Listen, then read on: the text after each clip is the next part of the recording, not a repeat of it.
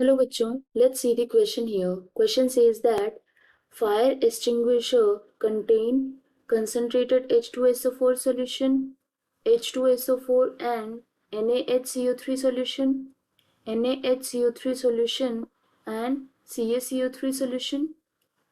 Here we will start our solution और सबसे पहले हम start करेंगे with key concept in this case. So, in this case, when we use fire extinguisher, in case of emergency, what happens there?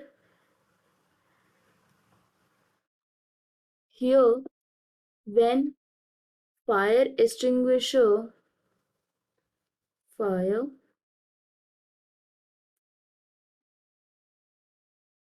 it is inverted, तो उस case में क्या होगा?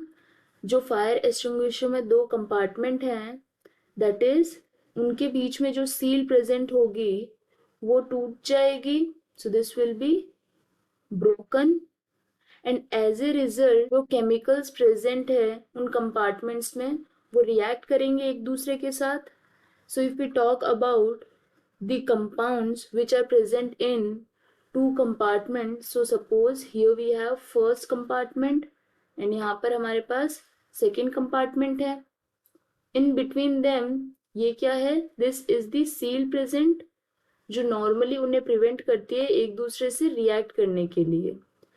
In one of the compartment we have sulfuric acid, that is H2SO4, and in another compartment we have NaHCO3, that is sodium bicarbonate. और जैसा कि हम जानते हैं, on reaction of H2SO4 with NaHCO3, उस केस में हमें रिजल्ट क्या मिलेगा? Na2SO4 plus H2O plus CO2.